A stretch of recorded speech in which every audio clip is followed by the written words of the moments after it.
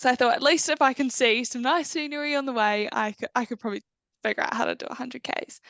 And next minute, it spiraled into 650 Ks in 8 days. Welcome to the She Adventures New Zealand podcast, a space to find inspiration from the outdoors and life through candid conversations with women doing rad stuff outdoors across New Zealand. Here, we talk with everyday women adventuring. We unpack their stories on why they adventure, their triumphs, challenges, and discoveries about themselves. There's banter, tips and ideas, deep diving and insights as we talk about their stories of adventures around New Zealand. My hope is this podcast, the stories and the conversations, spark something within you and inspire you to get outdoors and to fill your happy tank with the things that matter, because life is better when you do. Hi, I'm Senka Radonich, creator and host of the She Adventures New Zealand podcast, and today's guest is Harriet Watson. After being diagnosed with endometriosis in 2019, and it inspired her to want to bring awareness to this topic and fundraise for the Endometriosis New Zealand Helpline in a way that challenged her and could open up conversation. In December 2020, she kayaked 100 kilometres on the Avon River and raised $4,500. And then in December of 2022, with the support of her family and sponsor Ansco Foods, she ran and biked 650 kilometres of rugged West Coast terrain in just 8 days, raising $12,500. In this conversation, we talk about Harriet's journey to discovering she had endometriosis, what motivated her to do her first challenge of kayaking the 100 kilometres on the Avon River, what strategies she uses when she's in pain but has to keep going to get to the end. We talk about what it really took mentally and physically to get through the 8 days, 650 kilometre challenge that she set for herself, and the insights and discoveries that she has learned along the way about what she's really capable of.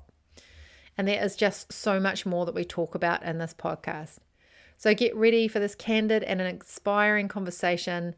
Hit the subscribe button, enjoy, and of course, here's to getting more women outdoors. So welcome along to the podcast. I'm so excited to have you here. Thanks for having me. I'm very excited to be here and to have a chat with you. Yeah, well, I think I must have started following you I want to say late last year. I kind of somehow, through the powers and the magic of Instagram, ended up finding your account, and I started following you. I think you were in the throes of planning an epic adventure, and I thought, this woman, she looks amazing. And it wasn't just because of what you were off to do. I think what really struck a chord for me is why you were off to go and do those things.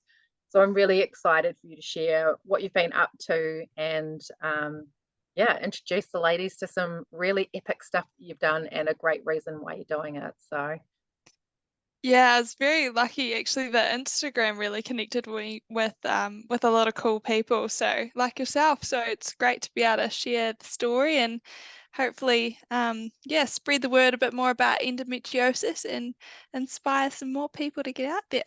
yeah, so in 2019, I guess that's where it really changed for you, didn't it? Yeah, that's right. So I'd had quite a few years of painful periods and things, and just not being able to get out of bed, just spending days crying on the floor in a ball.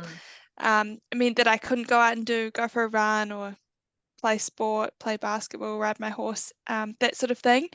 And yeah, 2019 or late 2018, I think it really came to a head. And fortunately for me, my brother was at med school at the time, and he said, "Hey, look at this. I think you tick a lot of the boxes." And so I had a bit of a Google, came up with a bit of a plan to take to my doctor and say, "I think this is what I've got. We need to talk about this." And yeah, a couple of doctors later, in a specialist appointment, I had a diagnostic operation. And so yeah, 2019 was the year that I found out I had endometriosis. And then it all sort of unraveled from there.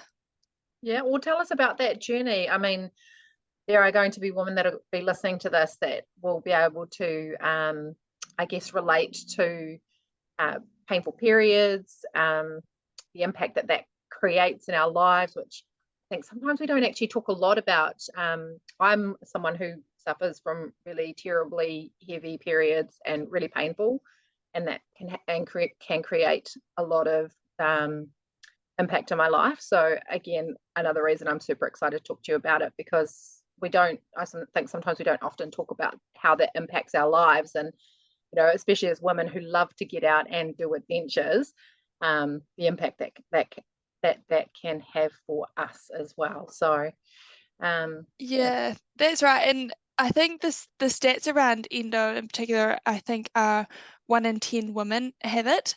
And when you think about that, that's like so many people. You're in a room of, I don't know, a class of 30, that was probably 3 people. But the scarier thing is that along the trails, or when I was out on the run, or even just at night in the places we stayed and that sort of thing, just chatting away to people about what we were doing. The amount of people that said, "Oh, me too," or "my auntie," or "my sister," it's pretty scary, but it was also really powerful, because it just gave me so much fuel in that fire, I guess, that there are so many people in the same boat, and so many people that don't talk about it as well.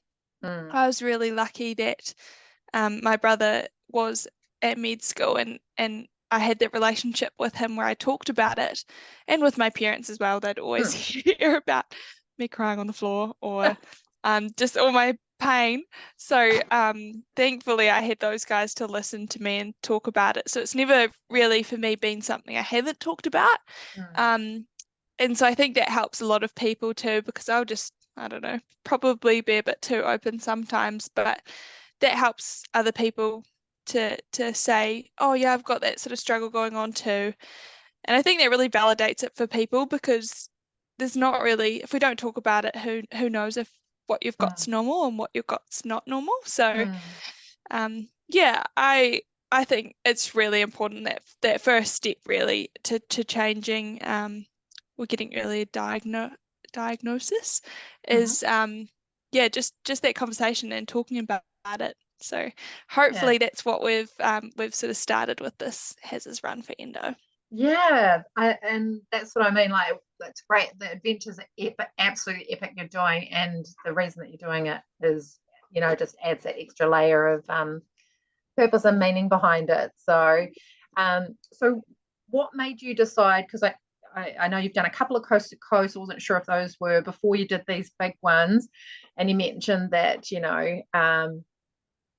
these projects probably motivate you a little bit more, having done a coast to coast, some half marathons, like those epic in themselves. And we could probably talk about all of those as well. But so talk to me about why doing these epic adventures when you were sort of already doing stuff.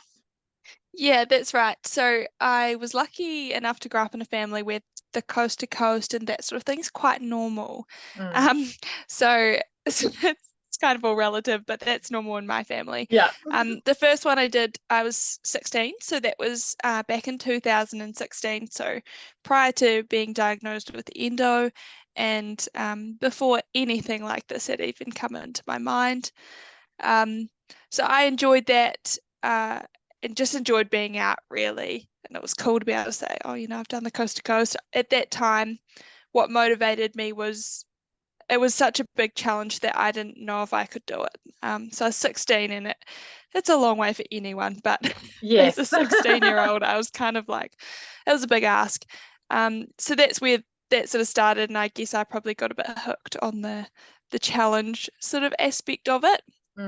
But it was really hard on my body, and throughout that time I also had struggles with my cycle as well. So I kind of stepped back a wee bit from the endurance side of sport and started sprint kayaking, because I just loved the kayak part of the coast to coast. Yeah, nice. So transitioned from the endurance racing to the sprint racing, and I think the longest race I did was 500 meters with that sprint kayaking, which I always joked was just never really long enough for me to even warm up. So I sort of always knew that I was a bit more of an endurance athlete rather than a sprint one, but I just loved being out and doing something. so in 2020, I sort of had this itch that needed to be scratched, really, that I was racing, but I was never really doing particularly well because, like I just said, I probably wasn't warmed up by the end of the race. Um, and so I decided it would be cool for some reason to kayak 100 k's in a day. And prior to that, the 70 kilometres up the coast to coast was the furthest I'd paddled. So I thought, that's sort of achievable. And then I decided to do it on the Avon River, which doesn't really flow as much as the Waimak. And No, it's it's a little different along the old Avon. it's a little bit different. There's a bit of weed at times. You're going against the tide. Um, but I decided it'd be cool to try that. And then I thought, well, if I'm going to do it, I might as well do it for a purpose. And the endometriosis crew was really good to me when I needed them. So I thought that's something I can do. And there was young girls in the kayak squad as well that had sort of challenges around their cycle. And so I thought just getting that conversation started is really important. And so the male coaches were all on board, helped me prepare for it. And it was really cool too because I did 10 laps of 10Ks for that event. And so different people joined me at different times. Some of the kayak squad, some people who coached me when I was like 15, some people who I'd never met before. So Oh, that, amazing. yeah, that got me really excited because I was like, oh, people actually do care about this stuff. Mm. And people are open to talking about it. So that was pretty cool. It was a pretty hard day. I think I spent like 12 hours, just over 12 hours kayaking that day. Wow. Yeah, I think Mum had to drive me to work the next day because I couldn't lift my arms, which was a good reality check. And yeah, so that was really exciting. But then I probably, had a couple of years where I just did a bit here and there for fun, bit of kayaking, not too much, bit of running, not too much, until the sort of early 2020 when his run for Endo came up. So how did that birth from, 2 years of, I guess, not setting yourself a super challenge, because you raised money in that period as well. You actually raised a really amazing sum of money for the Endometriosis New Zealand Helpline. Yeah, So yeah, I think you raised like $4,500. yeah, that's right. That kayak event raised $4,500. So that was pretty exciting. Yeah, just seeing that it meant something to some other people, and we had a bit of support, and it really motivated me just doing something that was giving back rather than just doing something that was for myself because this was a Mm. challenge for myself and a way to give back as well. Yeah. How did you find the mental side of doing something that was, that's 30 k's longer than you'd paddled, and you're doing it in laps and over time, so you've got to stay motivated in that time. Yeah, I think I owe the success of that to the people who I was paddling with. So I Mm. had different people each lap, and just most often said to them, "Hey, can you just talk for the next 10Ks and I'll just listen and it'll be great." So just keep my mind occupied. But I think um, I actually haven't thought of this until just now, but a big part of how I got through that would have been the breaking it down into the 10K laps. And I Mm. actually used a similar kind of mental strategy, I guess, with the big run Mm. to get through it, because it's obviously a pretty daunting challenge when you say up front what you're going to do. Yeah. Um, yeah, and I think the same would have been if I'd sort of had in my head from the get-go, oh, I've done 1 kilometre, I've done 2 kilometres, still got 98 to go, that's a long way. But sort of so it just makes me laugh thinking about it, how far it is. It hurts so much. Um, but yeah, if I go, I've just got to get to the next 10Ks, that's no big deal. And then we'll reassess and we'll go for the next 10. It's just chipping it away into those bite-sized pieces, and then it makes it so much more achievable. Yeah, I love that. That's a really good perspective. I think it's a nice way to see things. And I think because, yeah, quite often we can get get a bit overwhelmed in life as well as any activities or adventures that we're out on. So I think that's excellent advice. It's something that's Yeah. going in my little notes over here. Yeah. I think This too, is tip number one. as a step. I think I'm learning too as I go because um I sort of just lost my train of thought a little bit there, but I think I really did. I've just lost Ah, my train of thought completely. There we go. great. It Well, might let's come jump. back to me. It'll come back to you. We can always jump onto another train. Oh no, So here it is. Here it is. I've see, got there it. you go. Look at that. So I think too, when you break things down like that, it just helps you be really present Mm, because if you're so busy at kilometer 2 worrying about what's going to happen yeah. at kilometer 95 or being like, oh my goodness, I've still got that many to go, you don't actually think about what you're doing in the moment. Mm, So that breaking it down helped me be really present with the people who I was with at the time and just really enjoy the journey, I guess, or enjoy the pain I was in, probably. journey pain. Yeah, similar sort of thing. Oh, well done. And then 2 years later, you decided to like birth Haz's run for endo. So talk me through that because there was also a time that it actually nearly fell apart too just before it all happened. So talk to me about Yeah, that. that's right. It was a big old year, 2022. Hmm. So I think um, the Haz's Run for Endo idea came from a time of me I was so lacking focus, I guess. So the Coast Mm, to Coast had just been cancelled. I was entered into the 2-day event mm, again. So the first time for 6 years, I think, that I was going to do it. And then it had been cancelled. And so I was fit and I had no event to do. I was sort of a bit unmotivated in a lot of areas of my life. A couple of relationships, kind of, and a bit of work. Like I just didn't really have a good groove. And mm. so I was like, right, I just need something that I can put my energy and time into and that I'll feel productive.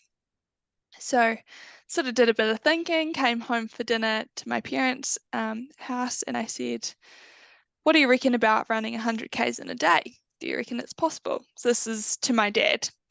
Um, and he goes, oh, yeah, yeah, never done that, but then let's see what we can figure out.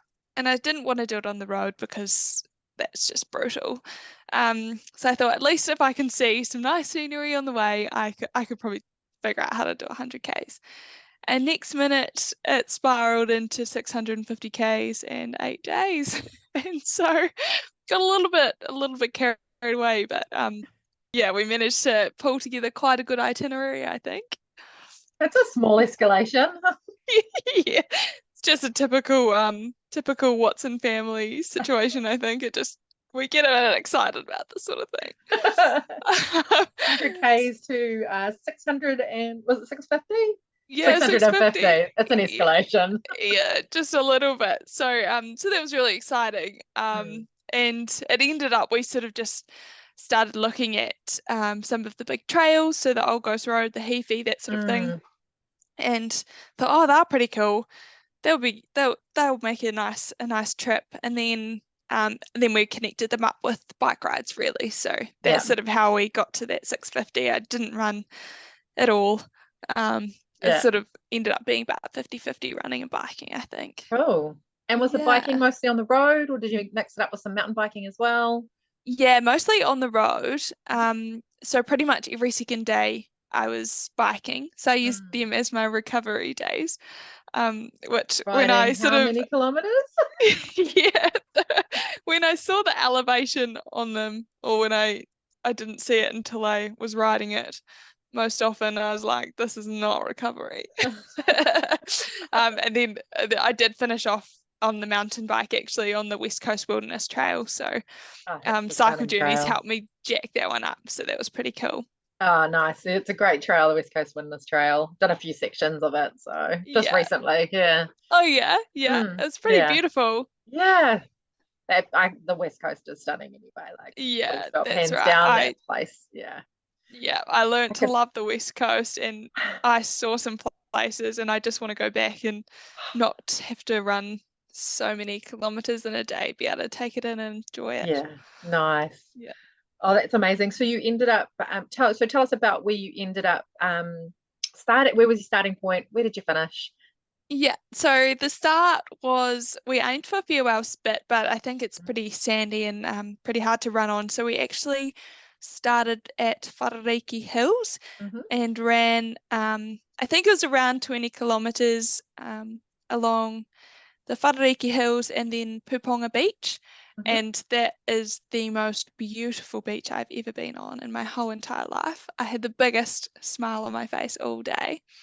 Um, so that was about 20 kilometers, and then we biked from there through to the start of the Heafy track. Mm-hmm. So that was day one. Yeah. So yeah, sort of 70 kilometers that day. Day two, How did you feel come day one? Because that, like, just before we jump into day two, yeah, yeah, that's you made the plan, you've gotten things underway, and now you've just done day one. How are you feeling at the end of day one? yeah. So it was a huge relief just to get started. The nerves and the days building up were just crazy. I didn't think I was going to get that nervous, but I really did. And I think that shows that I respected the challenge and that Mm. it really was a big challenge. I didn't know if I could actually do it even at those sort of days leading up to it. So that was really exciting to just get underway and get those nerves, shake the legs out. Loved that first run. It just made me so happy running along the beach and Mm. taking it all in. And the bike ride was really good too. I actually got my period on day one, which not many people know. So Yeah. I kind of kept that quiet, but I I'm not really sure why because it's such an important part of the story when Yeah. I have I have endo and it literally hit me on the first day. Can Um, we lean into that a little bit just while we're talking about it? yeah, Because of one thing course. that's in the vet is like, how do you manage your periods? Do you still get uh, a lot of pain and whatnot? How are they for you now, and how do you manage that? And then we can jump back into carrying on talking about that. Just felt like a right time, and there's things you Yeah. brought it up. No, that's right. That's good. Yeah, so I've had two surgeries for the endo, but I definitely still get a lot of pain. I sort of have the week leading up to my period is often the worst week of pain, Mm. and then the week of my period is just pretty rough as well. Um, these days I don't often have days where I can't get out of bed, but Mm. I think that's been because I've flicked that switch in my head where I'm like, I'm actually not going to feel any worse if I get up. I'm Yeah, probably going to feel worse if I stay in bed and don't do anything. yeah. So just getting up and accepting that there's going to be times of the day that I'm going to be in pain, but just Mm. getting on with things is kind of what's working for me. And I think the endurance sport or just being out in the hills doing something hard teaches you to be okay in pain. Mm. And it's a different sort of pain, but I've just learned that it's sort of it's there, but that's okay. And if you sort of just get amongst it, hopefully you forget about it or it gets a little bit better. Yeah. Or you find a few Ks to run and put yourself in the hurt locker voluntarily and takes your mind off it for a little bit.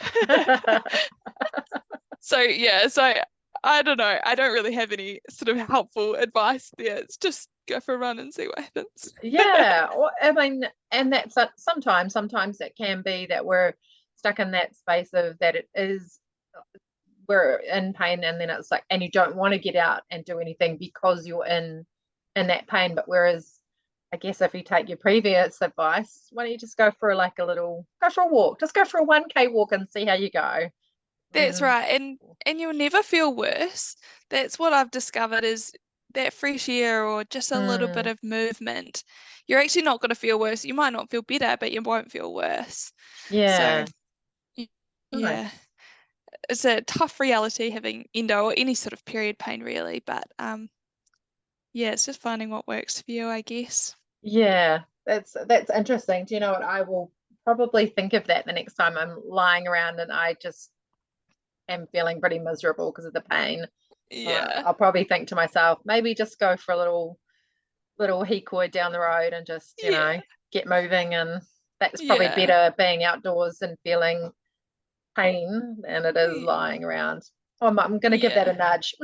Oh, good. There's definitely days I have to admit where I just don't do anything because it's Yeah. just too hard. But more often than not, that works a treat. So I hope it works for you too. Haz's tip number 2. Oh dear. I've got to act uh, confident here. Gold. Okay, thank you for that. All right, so day 1 done, Yeah. period, and just knocked out the best, best location. Day 2, what was that all about? So day 2 ended up being the hardest day of the whole 8 days. Mm-hmm. Which kind of knocked me, but we can get to that in a minute. So there was the Heafy. We ran, I think, 70 something kilometers. They all sort of merged. I think it was 70 something. Yeah. From the start of the Heafy through to Katamia, I think. Yeah. Oh, yeah. And so that was really pretty. I'd had a lot of people say, "Oh my goodness, the scenery on that trip is so amazing." So I was really looking forward to that, and it definitely did not disappoint. Um, but I think so. There's a bridge in the middle there, or nearest the end actually, that's washed out, and Yes. so the whole track's closed. You can go in and out, but you can't actually go right the way through. Yeah. So I think I had my dad with me that day, and we saw one dock ranger and I think 2 people at the very start. So it was a very long day, seeing not Yeah. many people. Um, and yeah, I just had one of those days where I had heavy legs and I just didn't really have momentum, so sort of some runs you can carry on momentum. I just didn't seem to have that. So there was a lot of walking, a lot of willing myself to run a little bit, and a lot of tears on day 2. I was like, this is not good. This is a rough start, but it was a good reality check and kind of shook me into gear um, for the next few days, and it made me realize how much we can actually do, how much is your body is capable of, because there was day 2 and on my second day of my period and I still managed to do 70 something kilometers, which at the time was well and truly my longest run. So before that it was 52 kilometers. So Congratulations. yeah, we exceeded expectations already, so I can't be too hard on myself, but it definitely was a brutal day. What were And some of the things that you had to tell yourself, or maybe it's not you telling yourself, what were yeah, some of the things that you did to get through that day?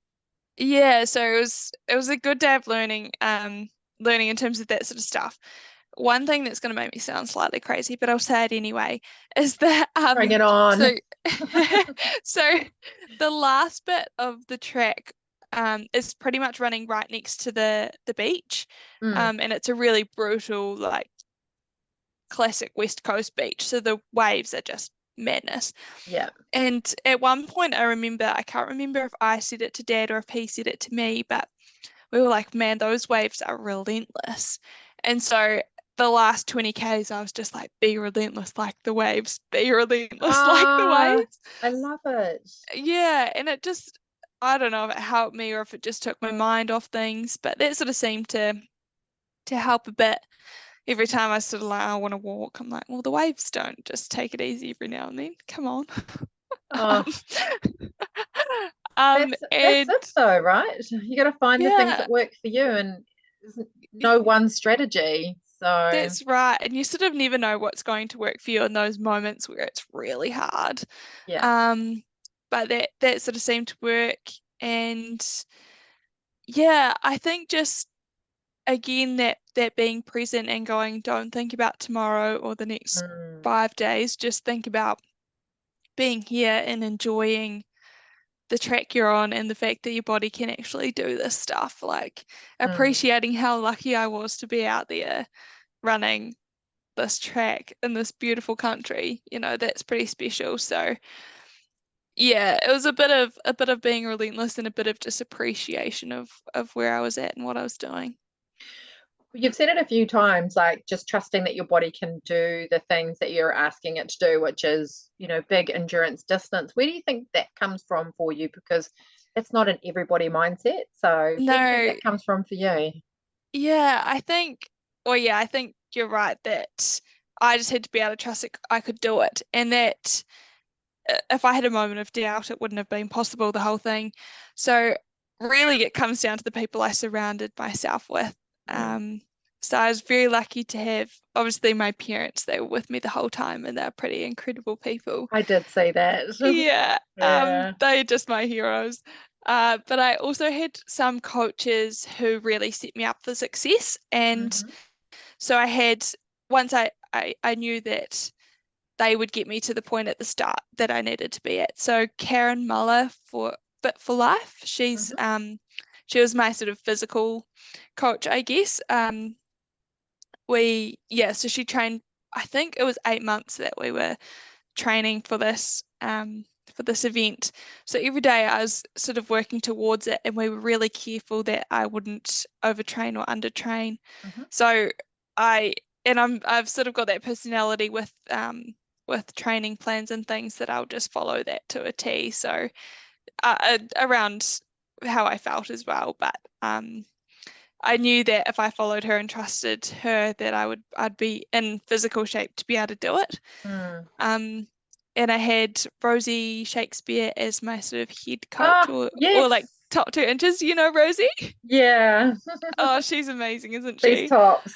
Yeah, she's so cool. And so we would check in, and she'd just make sure mentally I was sort of on track. She's actually, once Dad and I came up with the idea, I thought, right, I need a sense check this. And Rosie is the one person that I would have listened to if she said, no, this is too much. So I Yeah. rang her up and told her the idea, and she was like, oh my goodness, yes. She said, you'll have type 1 fun, type 2 fun, and probably type 3 fun, but go for it.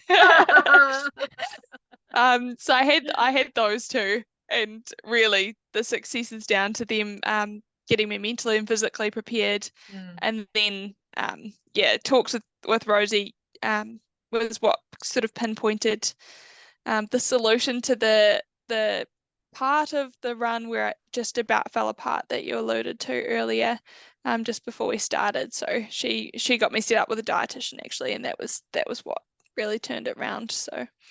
But Oh. we can, I don't know if you want to talk about that now, Oh, we'll yeah, talk about that soon. let's go all in because it's like anyone who's listening to this who's either contemplating something long or just like how they can mentally prepare for in their world something that's bigger than Yeah, them, they'll be wanting all the nuggets. They'll be wanting all the nuggets. all the hazards tips. Yeah, okay. Well, I'll expose myself a little bit here in the fact that I think sort of late September, early October, um, I remember Dad turning up at work and saying to me, look, you need to think of a plan B because this is not sustainable. And I was like, what do you mean? I'm fine. But I couldn't sleep. I was sleeping probably 2 or 3 hours a night. I could hardly keep food down because I was feeling so nauseous all of the time. Oh. I couldn't really train effectively because I wasn't sleeping or eating. Mm. And I was extremely irritable and a grumpy human, really. Yeah. And I sort of was aware of it, but I didn't really want to accept the fact that I wasn't in a good shape because I had this big run that I needed to do, so I needed Mm. to be in good shape. Um, so there was a bit of a reality check when Dad sort of turned up and was like, "This is not going to happen in the way you're going, so sort it Mm. out. So we need to sort it out." Um, and I found out just last week actually that he rang up Rosie and said, well, this conversation never happened, but Harriet really needs some help. And Yeah. so Rosie was there for me, and she said, right, I think we need to start with your diet. Mm. And I was eating 3 big meals a day and snacking quite a lot, I thought. But I started talking to Kushla Holdaway, Yeah. who is the most incredible dietitian, and I owe a lot of my success to her as well. And she literally changed my life at that point.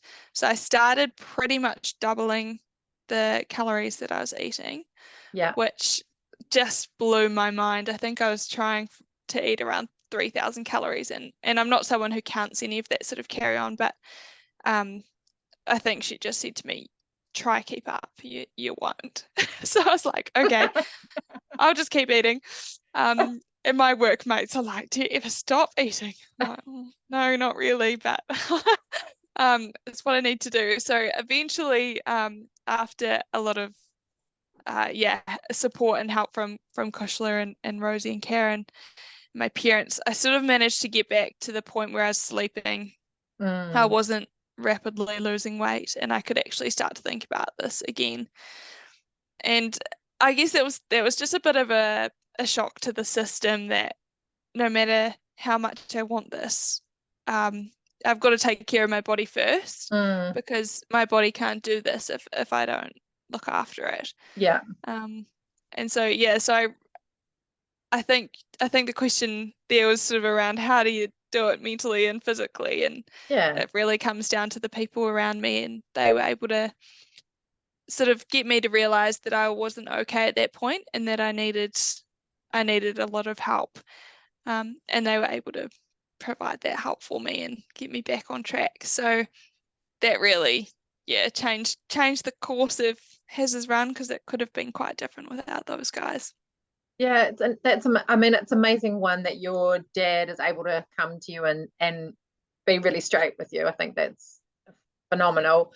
But two, that you're actually able to take that on board and then make a change, and that's moved you in the direction that you needed to be to do that, because that's like you say, I think that's a lot of calories to be consuming, but you're also about to embark on a massive adventure. So yeah, that's right. And I think I'm really lucky I had that relationship with him. But if he had said you need a plan B and I actually was okay, I would have probably been like, whatever, like, pff.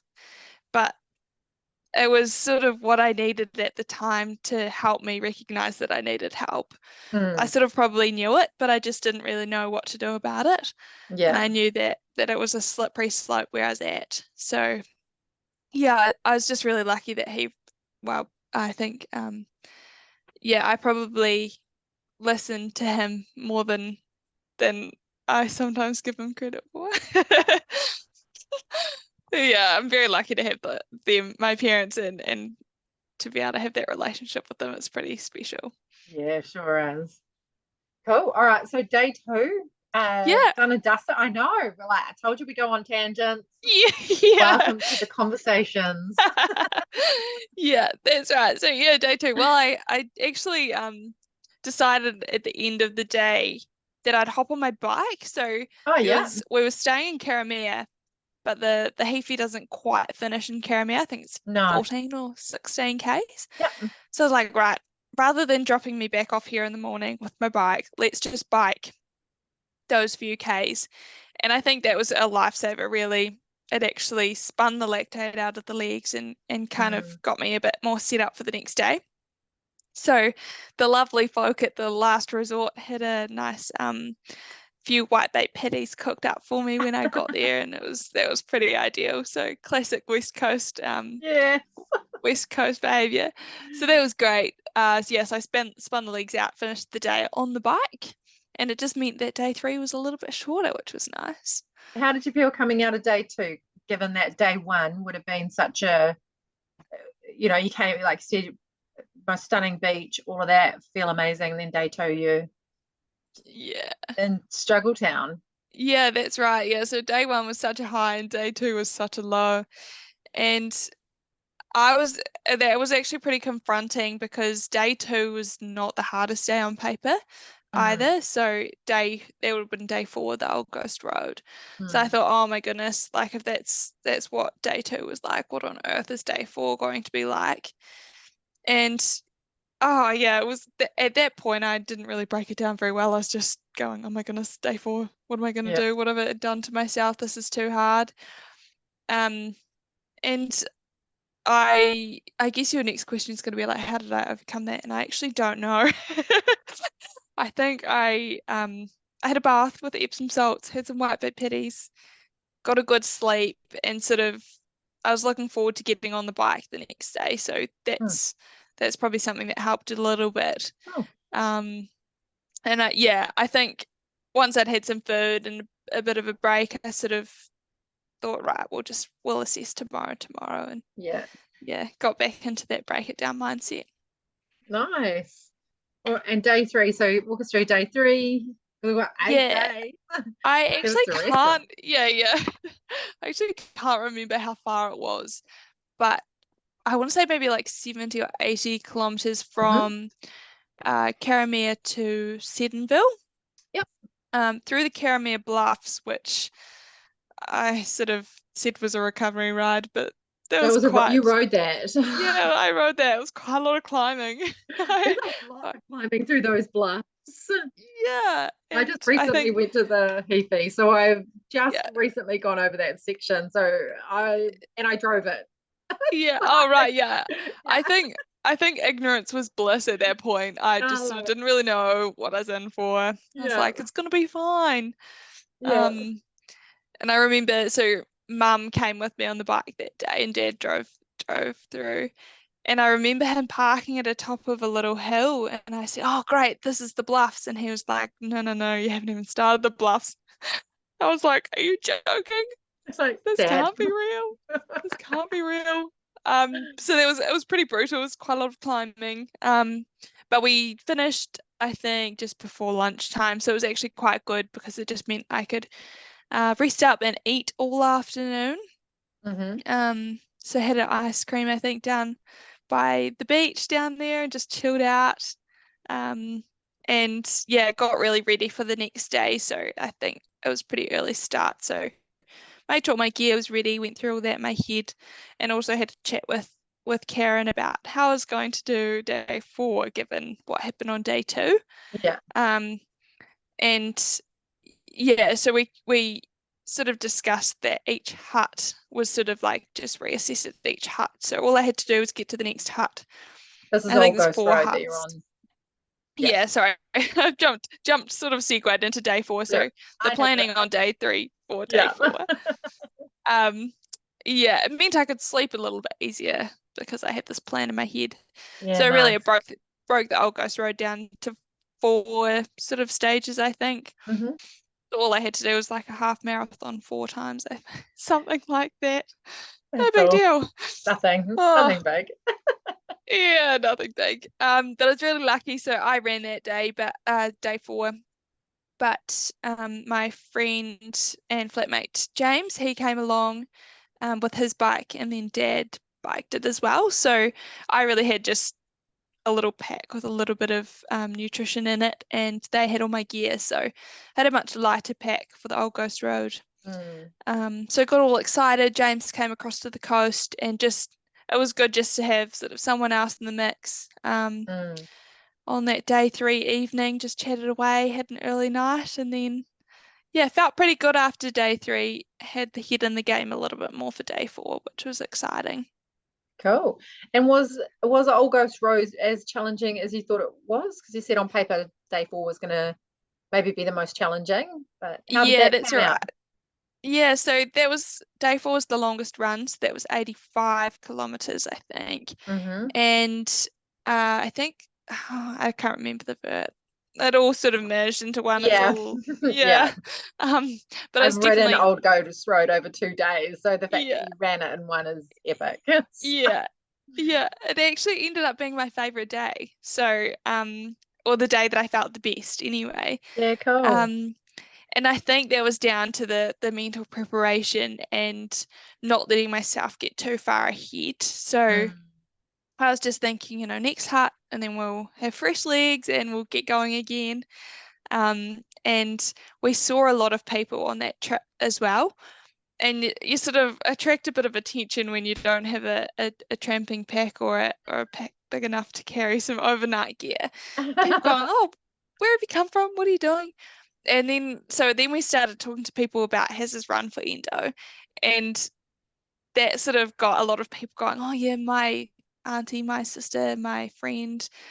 And that really inspired me. I was like, I've got a lot of people that I'm doing this sort of with, and that made the whole day just really cool because you sort of never knew who you were going to see around the next corner and who you could share the story with. So that made it a really interesting day. Oh, amazing. It's amazing how different it can be in the moment. Yeah. And so we started in the dark and finished in the dark as well. So it was quite a long day. I think it was 16 hours. Oh, But wow. I really the time didn't really matter. All I had to do was to get through it. But the last so I had a wee tracker with me, and Yeah, my brother and his girlfriend and my mum were at the end. So at Lyle, I think I've got that around the right way. Yeah, at Lyle. yeah, It's embarrassing. I was clearly very fatigued. yeah. Um, so they were at Lyle waiting for me at the end, and they actually ran in to meet me. So it was Oh, dark and I had a headlight on, and I like just about ran into my brother. Um, and so we ran out the last 5Ks, and it was just really special to have, their support there as well, and just mm, everyone around running with me was so cool. So it was such a great way to end the day, and I just loved that day. I had such a big smile on my face. It was hard, but I loved it. yeah. Yeah, it sounds like you've got an amazing relationship with your family to be able to share a lot of this adventure with, so and create some really amazing memories. Yeah. They saw me cry a lot that day as well. That's a lot of emotion, I imagine, to move along, when you're in there. So, Yeah, that's right. It wasn't always tears of yeah, it was a bit of tears of pain, tears of joy, tears of everything. yeah. It was just cool. Yeah. And so, day five, what was day five like? Yeah, so day 5 was the hardest bike ride of the whole trip. Hmm. So that was, I think it's 101 Ks from Lyle to Punakaiki. Oh, yeah. Yeah, along the road there. And so that was Dad and I did that. And it was a headwind, I think 98% of the time. And it was 1,000 meters climbing, but the climbing I think started at like kilometer 90. So Oh, it was just no. all jammed into that last bit.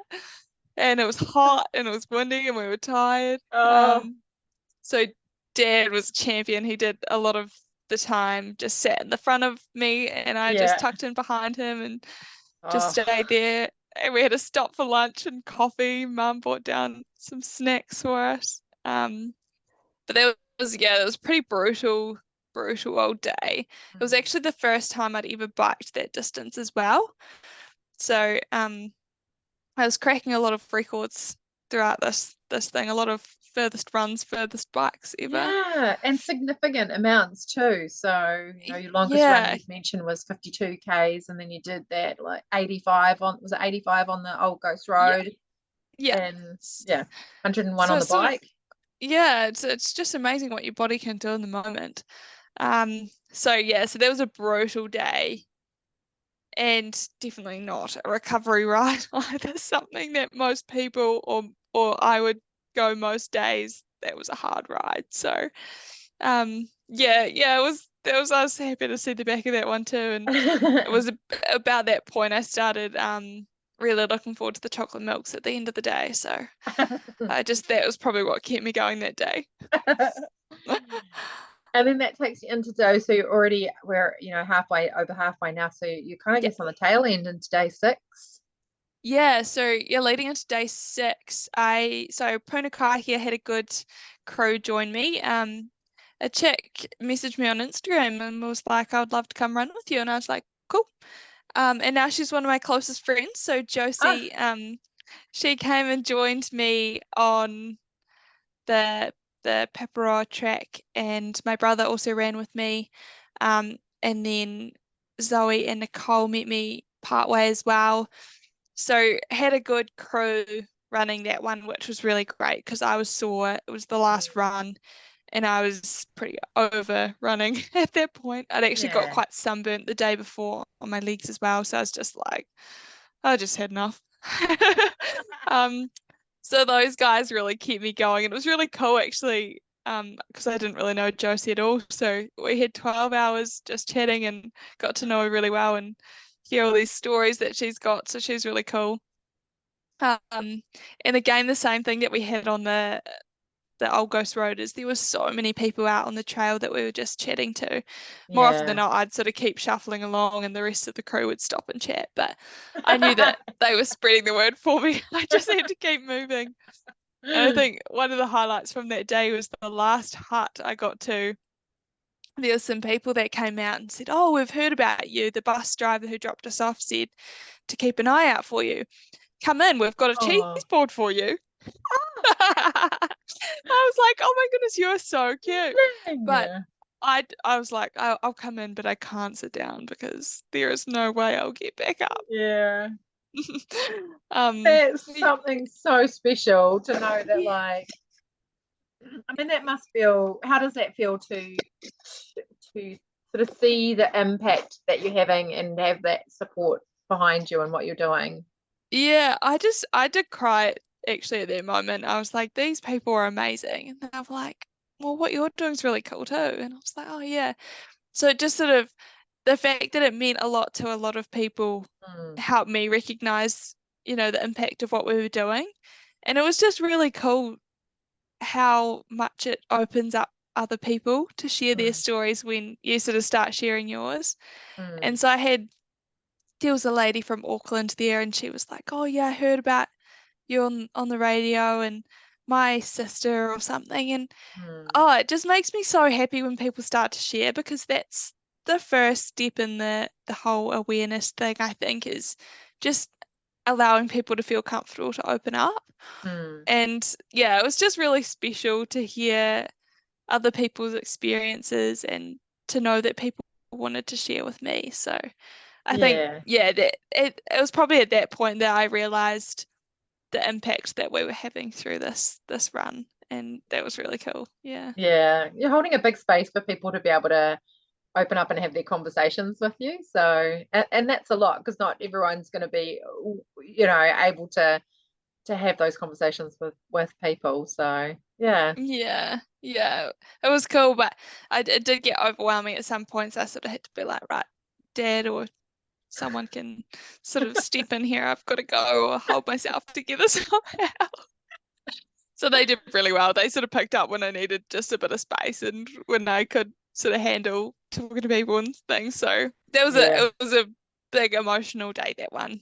Yeah, And I wow. think, yeah, the last couple of Ks I was just crying. So yeah, it was a big day. Even though it was the shortest day, I think. It was 56 Ks, I think. So yeah. And then you're on the home stretch, two more days left. So days 7 and 8. Yeah, that's right. So I think that's part of why day 6 was so emotional, because that was the last run. Oh yeah. Then day 7, we biked into Greymouth from Blackpool. Yeah, so we finished in Blackpool, stayed in Blackpool. Dad and I rode the road bikes into Greymouth, and then that's when I got in touch with the Cycle Journeys team. So then I jumped on the mountain bike with them, and Mum came with me for that bit, and we biked to Kamara on the mountain bikes. Yeah, and we parked up there for So then we parked up there for the night. So that was day 7, just on the bikes. And then day 8 finished the West Coast Wilderness, and classic West Coast put on the best weather for last and rained all day. But it's all right. They say it looks the most beautiful in the rain. So I think save the best till last. Yeah. All the trees are so green and the deep browns, and you can't beat the West Coast on a rainy day. It just that's right. And it didn't matter. We could just strip off all the wet clothes, chuck them in the back of the truck, and not worry about them till we got home. So it was good. And that was actually my birthday, the last day. So so I had my whole family with me, and then the Cycle Journeys team and my flatmates, and they kind of surprised me. I didn't realize they were coming over. So I had a massive group with me, and it was just such a fun day. But I think a few of the e-bikes at the back clicked up a couple of notches because I just put my head down and I was like, right, I've got to get to the end before I just break down. Yeah. So there was no prisoners that day. I was just going for it. Yeah. But it was a really cool day as well. Yeah, so that was it. Amazing. And how was Yeah. that? How did it feel finishing something that, by your own words, broke a lot of records for distances that you've done and backing it up day after day after day? Yeah, well, I think it was so much relief because when I set the challenge, I really didn't know if I was actually able to do it. Mm, I prepared myself the best I could, but still there yeah, was a lot of unknowns and a lot of variables. So it was a huge relief just to do it, to finish in one piece. Um, and yeah, I think just in the moment, it's just so overwhelming because you look at how far I'd come, what my body had been able to go through, um, what everyone else had done to get me there. It really was a team effort as well. So it was so overwhelming just coming across that or coming into Ross. And yeah. yeah, I don't really have words to describe how much it meant to me because it was just everyone had put so much into it. It was so amazing just to see it come off and come off well. What's one thing that you're super proud of yourself for and in that whole 8 days? Um, that's a good question. I think just being in the moment and I think it comes down to that trusting that I could do it Mm, because at any stage, any doubt would have sort of derailed progress, I guess. So I just am so proud of how I committed and believed in myself. mm, And that comes down to the people I surrounded myself with as well. But mm. yeah, I just fully took the challenge by the horns and got on with it. And I think that's sets me up for stuff that's hard in life, not necessarily sporting stuff, but Mm. anything. If it's hard, it's always going to be possible. And I look at how hard this was, and I made that possible. So yeah, Oh, I don't know. that's amazing. Those are beautiful words, though. Yeah, to Yeah, be damn proud of yourself. I'm yeah. completely inspired. So, But really, I'm not a talented runner. I'm not a talented biker. I mm. just kept putting one foot in front of the other, and that's really what got me to the end. It's definitely nothing exceptional. I love how humble you are about it because it's 850 kilometers Yeah, of but West Coastness. So, and to get up and do that, 8 days in a row, I think you're an exceptional person. And the fact that you've done that and then you're spreading the message to women out there about endometriosis and giving them a space to be able to open up and hopefully discover some things for themselves that they may not have done because they just didn't have the space to do that. So I think what you've yeah. done and what you're doing is amazing. Oh, thank you. And I think with endo, like we're so used to putting up with pain. If we can just harness that and Mm. use that as our strength, it's like every month we put up with this unbearable pain. Like, what can we actually do? What can we challenge ourselves to do? And yeah, I think it's hard, but we can use it as a strength. Mm. Yeah. I like that. I like that a Yeah. lot. But it's okay to have days where it's not a strength too. That's Yeah. totally normal and totally fine. And I have days like that. So everyone does. And if people are wanting to reach out to you, Harriet, and just connect with you about your adventures or um, where they might be able to get some direction for endometriosis, what's the best place for them to get a hold of you on? Yeah, absolutely. Well, this has us run for Endo. The best bit about it was the connections and the people who I get to talk to from it. So absolutely would love to hear from anyone. It's Haz's Run for Endo on Instagram. That's probably where I'm most active. So yeah, that's the best way to find me. And I've got nothing on at the moment, nothing planned next, but I'm sort of just keeping up with sort of what I'm up to on there. So I was going to say that was going to be yeah. my next question. Have you got anything in the pipelines that's Uh, out there? yeah, You mentioned something. yeah, well, that's right. It's so odd, not waking up and having a program to follow or something to work towards. But at the moment, I'm waiting for a visa to get on a secondment to Europe for work. So I'm sort of a bit in limbo about what I plan and what I don't plan. Yeah. But I'm always up for an adventure. So if anyone's going running and things, I always love to just tag along. I love it. That's what I've been doing to Josie. She'll come up with some crazy run and I'll be like, oh yeah, I'll come along. So Like, count me in. yeah, just anything that crops up I'm doing, but nothing too much. And I think that's the exciting thing about these sorts of challenges is that they come up when you sort of need them. So yeah, just Yeah. wait and see. Oh, that's amazing. Yeah, I guess the other thing is it's like it doesn't always have to be a next thing, but if there is, you'll know the time and what that's going to be for you. So Yeah, and they sort of seem to find me at the right time and the right thing at the right time. So always does. yeah, the world has a great way of just figuring itself out, doesn't it? Yeah. So to finish this up, Yeah. what's one message you have for women out there who want to have more fun and adventure in their lives, but maybe they're just a little bit afraid about taking that next step? I think just trust yourself that you can do whatever you choose to or whatever you set your mind to. And that can be anything that makes you happy. It doesn't need to be what she did or what they said you should do. Just do what makes you happy and trust that you're capable of it and see where it takes you.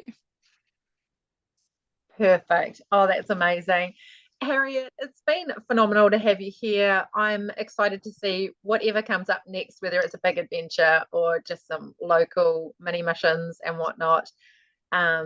And just super grateful that you're opening up the space to talk about endometriosis and all the fundraising that you're doing for the helpline as well. So, Well, thank you for having me along and for opening up this space for me to talk about it as well and sharing what you do with women all around the country. It's pretty cool and I think what you're doing is amazing. So it's great to be able to share this with you as well. oh, there's the ladies getting outdoors more, eh? Yeah, look at us go.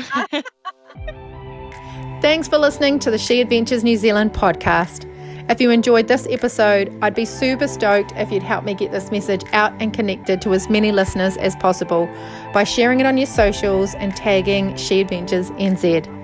And of course, to make sure you know when the next exciting episode arrives, be sure to subscribe and you'll be notified as soon as it drops. Till then, remember, get outdoors, fill your happy tank, and do the things that matter because life is better when you do.